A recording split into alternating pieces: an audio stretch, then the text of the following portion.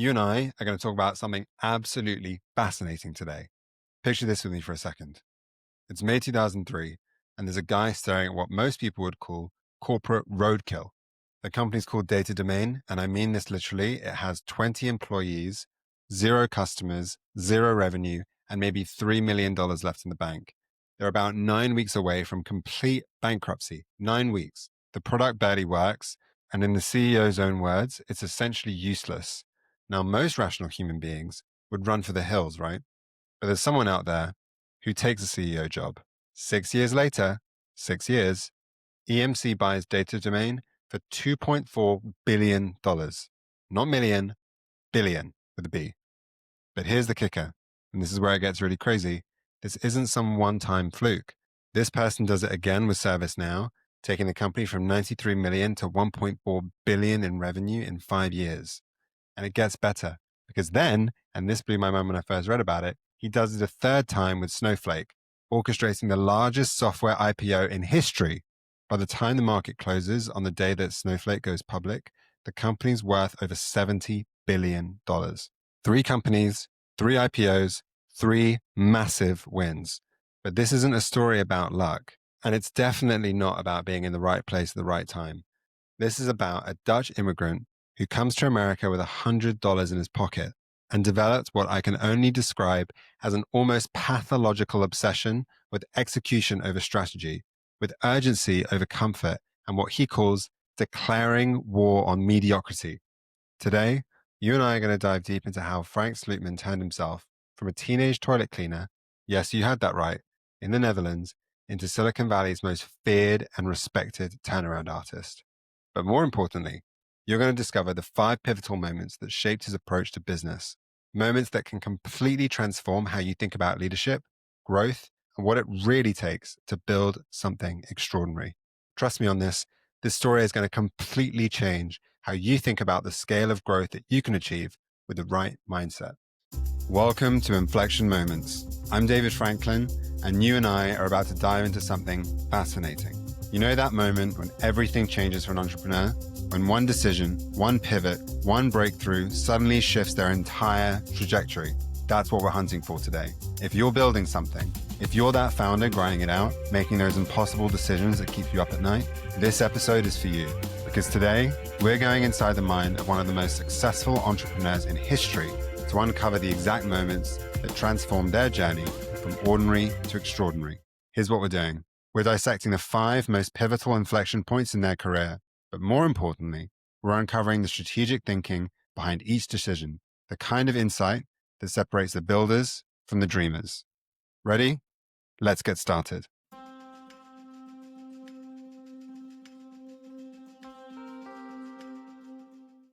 I'm obsessed with Frank's story, and I think you're going to be too, because here's the thing. He's not a founder. He's not some wunderkind who's dropped out of college to start a company in his dorm room, and he's not even American. He's what you might call a professional CEO, someone who gets brought in to take other people's companies and make them legendary. But here's what makes Frank so fascinating. While most professional CEOs play it safe, Frank plays offense. While others focus on optimization, Frank is focusing on total transformation. His philosophy is brutally simple. No strategy is better than its execution. And leading for unprecedented growth means declaring war on mediocrity, breaking the status quo, and making conflicted choices daily. I love it. It's just so emphatic. And here's what blows my mind. He's taken this exact approach and applied it 3 times with identical results. Massive exponential growth that defies industry norms. So today, you and I are going to examine 5 pivotal moments in Frank's journey that shapes how he thinks about business. And trust me, each one is going to change how you approach your own challenges too. First, we're going to dive into his Dutch childhood that forged his work ethic and discipline, including that teenage toilet cleaning job I mentioned. Yeah, we're really going there, and it's going to teach you why he never accepts just good enough. Second, his desperate arrival in the States with $100 in his pocket and IBM rejecting him 12 times, 12, and how this shaped his philosophy about stepping into elevators that are going up and not down. Third, we'll explore the data domain turnaround that establishes Frank's reputation and how he took a failing startup that was 9 weeks away from bankruptcy and built it into an acquisition target worth billions. Fourth, the ServiceNow transformation, where he proved that data domain wasn't a fluke and he scaled the company 14-fold while redefining an entire industry. And fifth, the Snowflake IPO that cemented his legacy, orchestrating the largest software public offering in history during a global pandemic. So here's what I want you to understand. These are not just career highlights. These are masterclasses in how to think differently about growth, execution, and what it truly means to build a phenomenal business. Each moment reveals something profound about what separates extraordinary performers from everyone else. And the best part, these aren't secrets or techniques that only work for billion-dollar companies. They work at every level, in every industry, and we're going to start right now.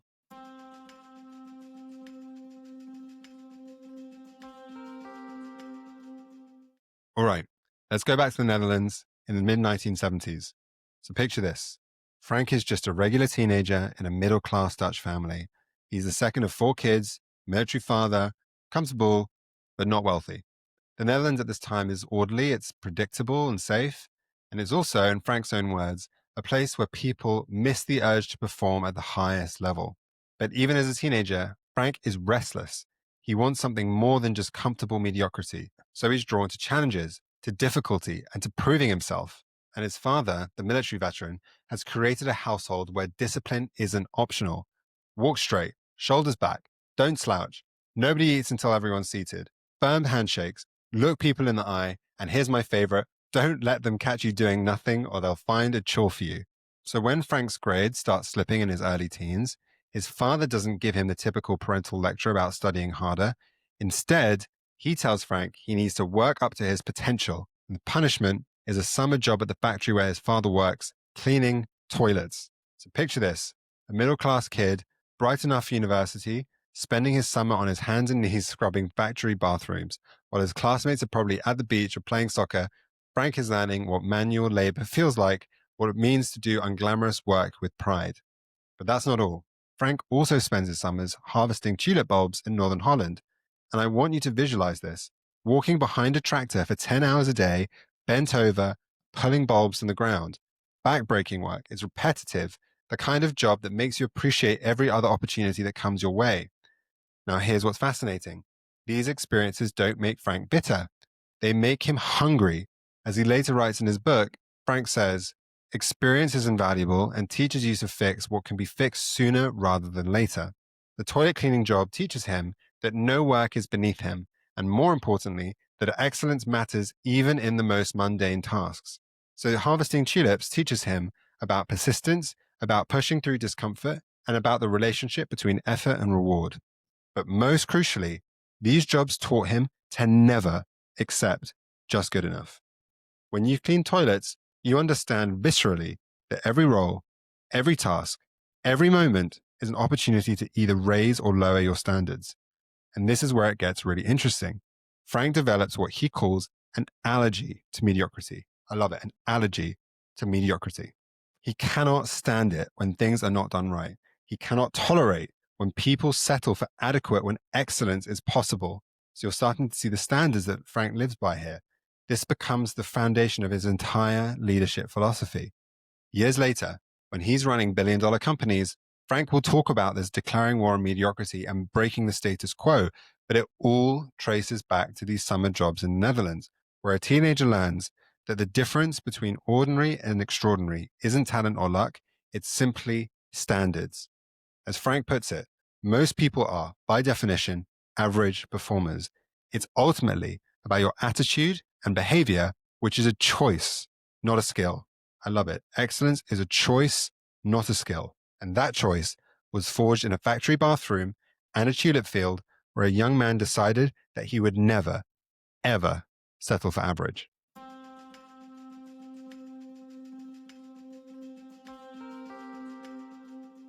Okay, fast forward to 1982 for inflection point number 2. Frank has just graduated from Erasmus University in Rotterdam with a degree in economics. He's smart, educated, ambitious, and he's got one burning dream.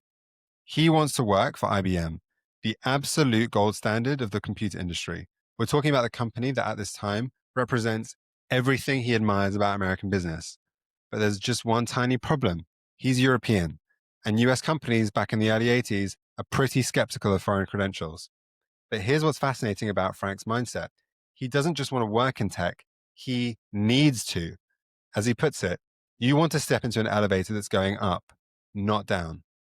So back in the Netherlands, traditional industries are declining, and software represents what Frank sees as the express lift to the very top. The guy's done his homework, he's studied all the trends, he's done the analysis, he knows the future belongs to computers, to software, to the digital transformation of business, and he wants in. So what happens? IBM rejects him, not once, not twice, but 12 times. 12. Imagine that feeling for a moment. Each rejection feels like a punch to your stomach, a reminder that his European credentials apparently don't impress American companies. He's qualified, he's motivated, but he's foreign, and that's apparently enough to disqualify him. Meanwhile, at this point, Frank is running out of money and options, so he takes whatever he can get, which turns out to be an internship at Uniroyal. For context, this is a tire and synthetic fabrics company in South Bend, Indiana.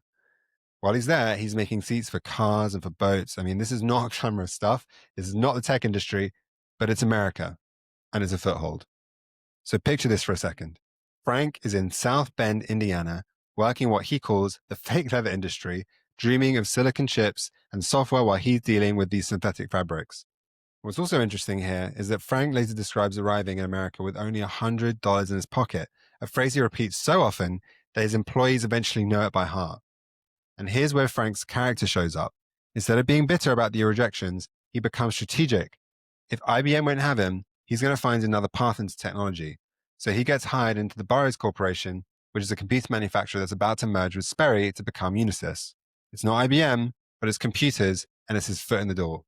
More importantly, Frank realizes something crucial here that becomes foundational to his entire approach.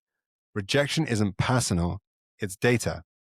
IBM's 12 rejections aren't about his worth. These rejections are about their inability to see his potential.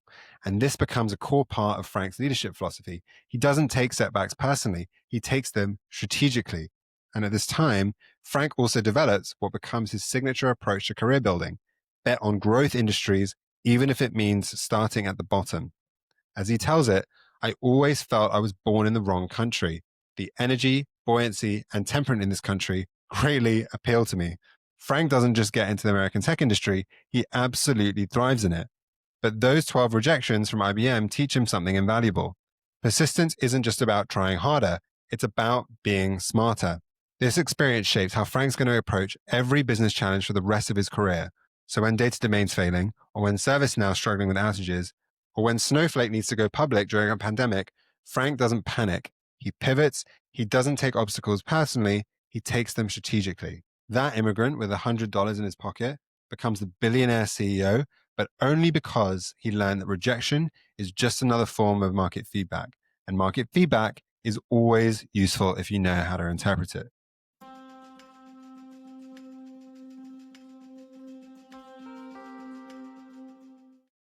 Okay, inflection point number 3, and we're going to fast forward 20 years now to the spring of 2003. Frank has spent years climbing the corporate ladder. He's been at Burroughs, CompuWare, Ball and Software. He's successful, he's respected and well compensated, and life is pretty good. But then he gets a call about Data Domain. Now, Data Domain is supposedly this revolutionary startup, but it's actually dying a very public death. The numbers are a total disaster. 20 employees, 0 customers, 0 revenue, and about $3 million left in the bank. And at their current burn rate, they've got maybe 9 weeks before complete bankruptcy. Just 9 weeks. The product, this data deduplication device for backup storage, it technically works, but it's not overly practical. We're talking maybe 1 terabyte of storage, processing data at maybe 30 megabytes per second. As Frank later puts it, it was useless. So Frank could play it safe, right? Just stay at Borland, keep climbing that traditional corporate ladder, collect his bonuses, and retire comfortably. But here's the thing. He's drawn to the Data Domain challenge like a moth to a flame. So why is this in this particular example? Because Frank sees something others don't, which is this potential for massive disruption in the data storage industry. So to explain, at this time, traditional backup involves storing data on tapes, which are slow, unreliable, and expensive. But Data Domain's approach, which is deduplicating data and storing it on a disk, could theoretically deliver 20-to-1 compression ratios. Frank realizes that this isn't just a business opportunity, it's instead a chance to prove everything he believes about execution of his strategy and about declaring war on mediocrity. Taking the data domain job is absolutely insane by any rational measure. Frank is walking away from security to join a company that is weeks from bankruptcy. The board's divided, the technology is unproven, and the market is dominated by giants like EMC and NetApp. So here's where Frank's philosophy kicks in. He says, if you don't know how to execute, every strategy will fail, even the most promising ones. Data Domain has a brilliant strategy, which is disrupting a $10 billion market with superior technology. They just can't execute it. So Frank's first 90 days are pure crisis management. He has to raise money immediately or the company will die. He has to fix the product so it actually works, and he has to find customers willing enough to bet on an unknown startup. And at this point, with so much on the line and so little money in the bank, every decision is life or death. The fundraising is particularly brutal. VCs are skeptical of enterprise storage startups, and the team becomes demoralized. So Frank later admits when he joined Data Domain, he brought down the average IQ just by joining, which I think is a great attitude for an incoming CEO to have. He's self-deprecating, but he's strategic, and he knows his value isn't technical brilliance, it's operational excellence. So Frank gets to work on a few areas. First, he narrows the focus down to one thing, making the product work for real customers. No side projects, no feature creep, and no incrementalism. Second, he declares war on the good enough mentality that's infected the company. And as he puts it, present things to me when you're bursting with excitement about what you're proposing. Mediocre is not acceptable when you're 9 weeks from death. And third, he accelerates everything, development cycles, customer conversations, and fundraising pitches. Because when you're about to die, urgency isn't optional. And this transformation is dramatic. Within months, Data Domain has paying customers. Within a year, they're growing fast enough to consider an IPO. Frank later describes this mentality. We were months away from running out of money, and during the next 6 years, Data Domain grew to sell more than all its competitors combined. And in 2007, Data Domain goes public, and in 2009, EMC acquires them for $2.4 billion after a bidding war with NetApp. Frank has taken a failing startup and built it into one of the most valuable enterprise tech acquisitions in history. It's crazy thinking about this because the real result here isn't financial, it's a philosophical one. Frank proves that execution trumps everything. Great technology means nothing without great execution, and brilliant strategy fails without operational excellence. So Frank later reflects on this. He goes, the sale to EMC was a great outcome by any economic standard, but a CEO can't help thinking he or she aborted the mission when a company gets sold. And this sets up his next challenge, proving Data Domain wasn't luck. The 9-week death sentence becomes a $2.4 billion resurrection, but only because Frank understands something most execs don't. When you're facing extinction, you don't need a better strategy. You need better execution.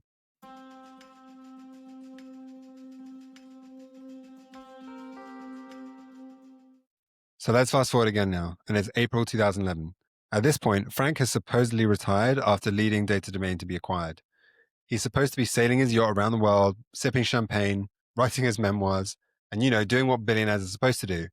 But instead, he gets a call about ServiceNow.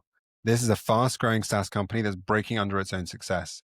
And when I say breaking, I really do mean breaking. ServiceNow has got everything going for it.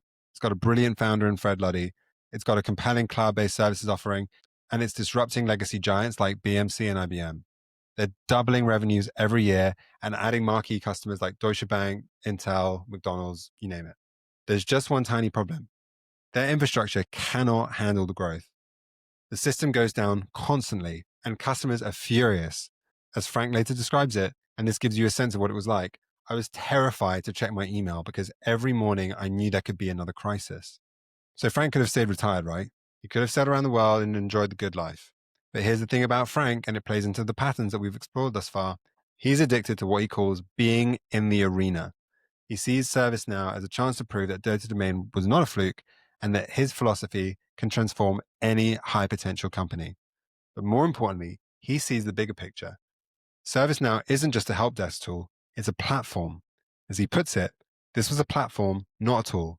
A tool is a one-trick pony, but a platform is broadly capable of many different uses.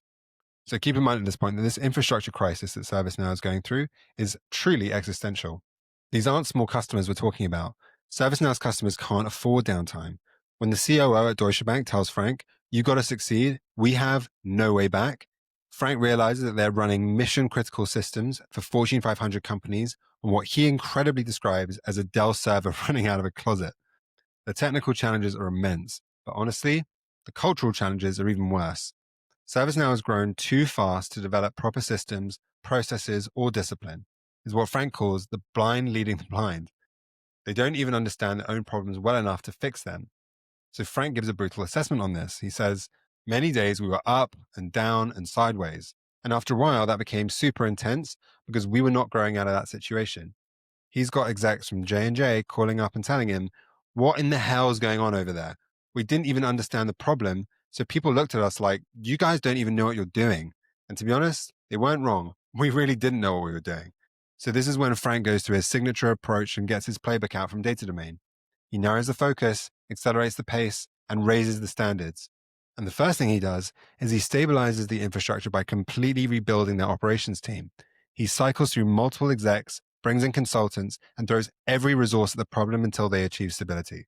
But Frank's real genius is seeing beyond the immediate crisis to this strategic opportunity, because instead of just fixing the help desk product, he repositions ServiceNow as an ERP platform where all functions are going to live in a simple and integrated system. Instead of selling to a small group of help desk managers, ServiceNow can now sell to entire organizations. And instead of dozens of licenses per customer, they can now sell hundreds or even thousands. So Frank explains this perfectly. He says, we would go in and say, we're not here to license your help desk management staff, which is a very small group of people. We're here to license everybody, including you, Mr. CIO. So this approach, this enormous transformation of the business model is dramatic. They go from selling 10 to 20 licenses per customer to 40 to 50 times as many licenses to the same customer. And under Frank's leadership, ServiceNow grows from $93 million in revenue in 2011 to an incredible $1.4 billion in 2016. But here's what I love. And this is the ServiceNow founder, Fred Luddy, and he talks about his reaction on Frank's impact. He says, there's no one moment that stands out as the moment where we said, thank goodness Frank is here. It was almost all of the moments. I have the utmost respect for Frank and considered it to be an honor to work for him. So Frank proves something crucial here. The difference between a good company and a great company isn't the product and it's not the market. It's operational excellence. ServiceNow had great technology and a great market, but they were failing because they couldn't execute at scale. That infrastructure nightmare becomes the catalyst of building a world-class platform, but only because Frank understands that growth without operational discipline is just chaos.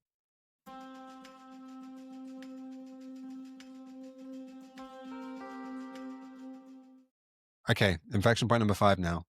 It's April 2019, and Frank is supposed to be permanently retired this time. And when I say permanently, I really do mean he's supposed to be permanently retired this time. He's moved to Montana, he's racing sailboats, and he's even written a book. The guy's 61 years old and has already achieved more than most execs can dream of in a lifetime. But then he gets a call about Snowflake, this cloud data platform company that's growing incredibly fast, but burning cash even faster.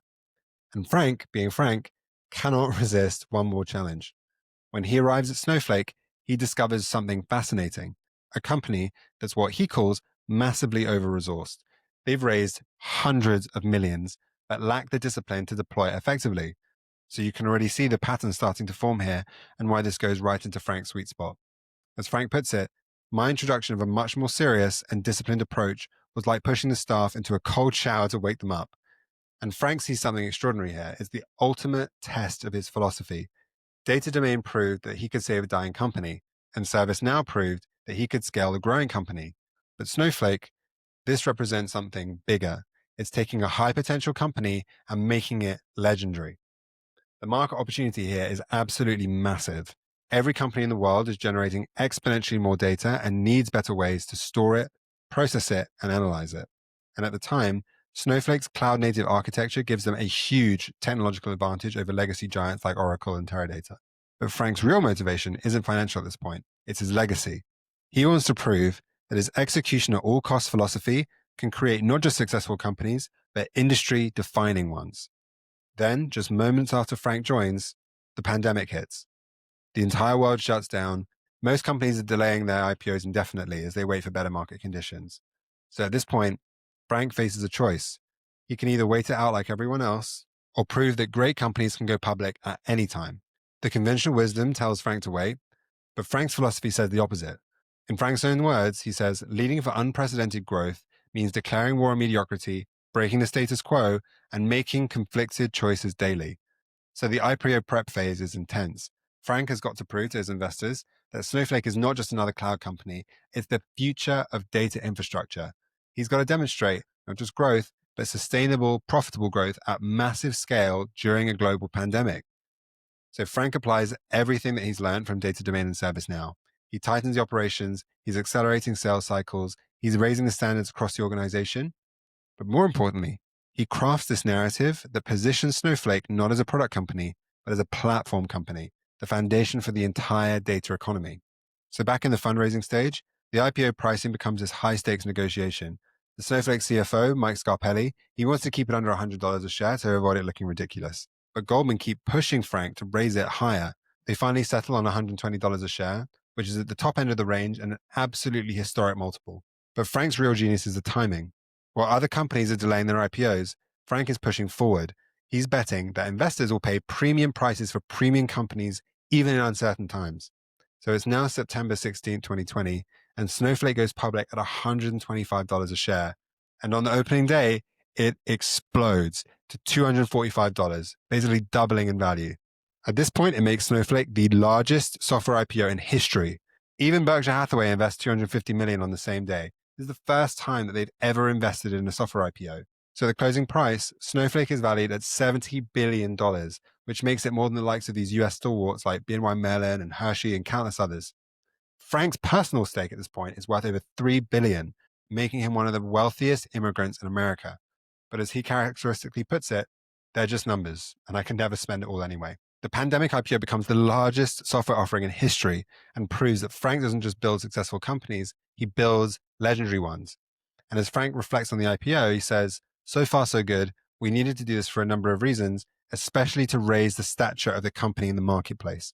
We sell to the largest companies in the world, and we also compete with the largest companies in the world. So it's really important. But for Frank, the ultimate validation of his impact on the company comes in February 2024 when he announces retirement as CEO. The day of the news, Snowflake's stock drops 20%, not because the company is struggling, but because investors cannot imagine Snowflake without Frank. So tying this together, the pandemic becomes the backdrop for the largest software IPO in history, but only because Frank understands that extraordinary times don't require safe choices. They require extraordinary execution.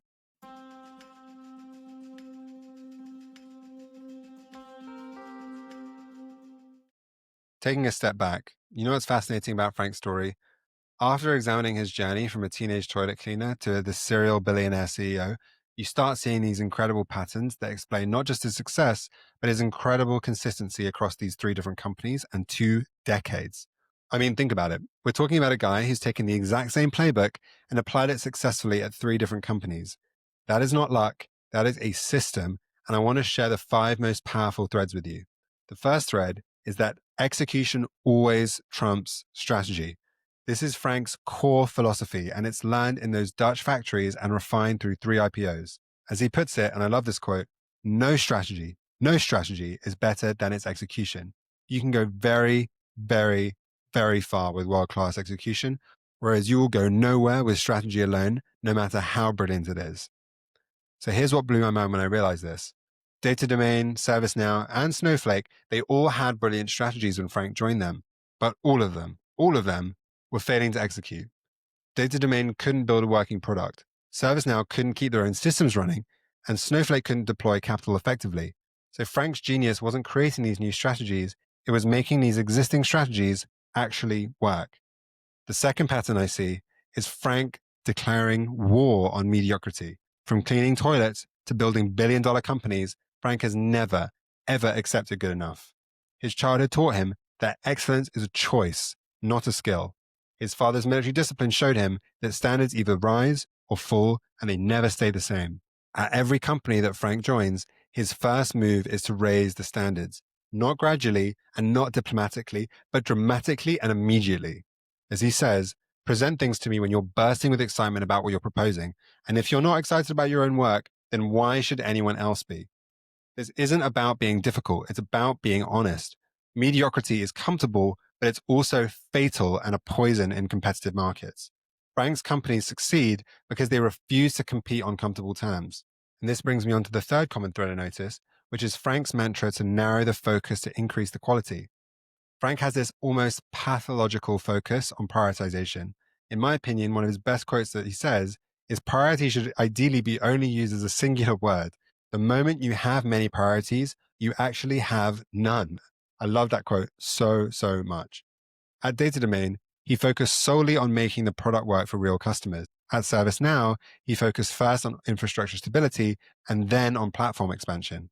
And at Snowflake, he focused on operational discipline before pursuing growth. This is not natural for most executives who want to hedge their bets by pursuing multiple initiatives, but Frank does the opposite. He bets everything on the most important thing until it's solved and then moves to the next priority. The fourth common thread I see is this idea of hiring drivers and firing passengers. And I love this concept. Frank divides the world into two types of people.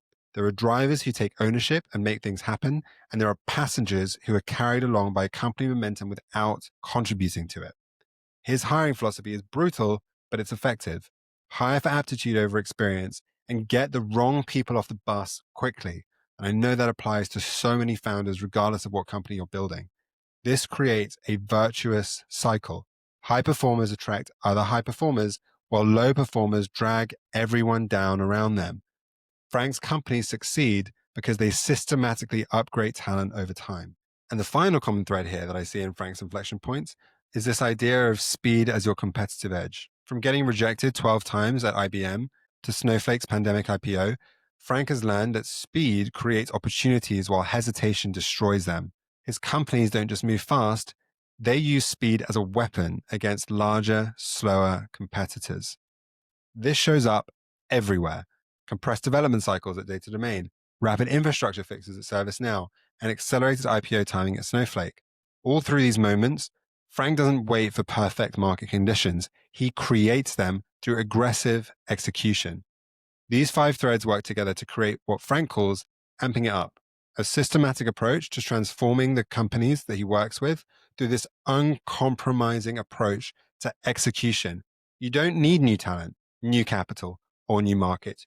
You need new standards, new focus, new speed, and new intolerance for mediocrity. These common threads reveal something profound. Frank's success isn't about luck or timing. It's about applying the same operational philosophy consistently across different companies, different markets, and different challenges. And these principles work because they're based on fundamental truths about human performance and about organizations. And here's the beautiful part. They're completely within your control, starting right now.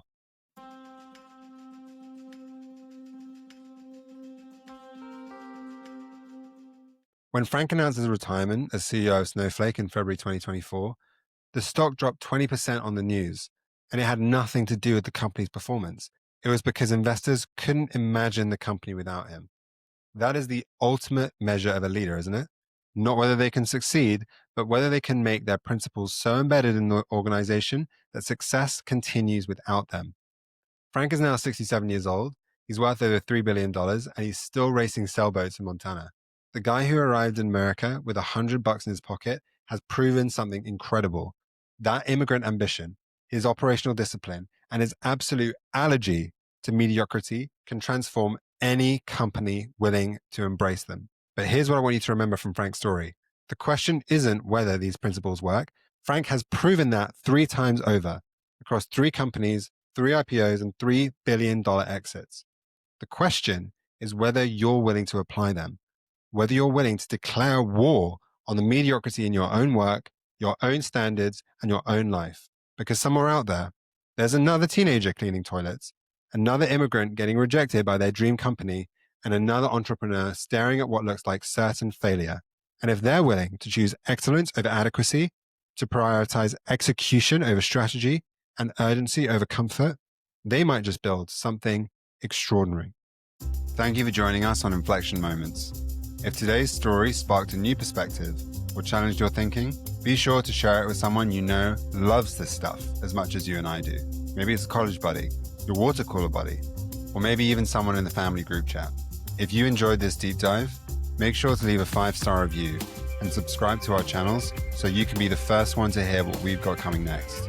And if you're interested in insights, ideas, and lessons from some of the world's greatest entrepreneurs, sign up for our newsletter.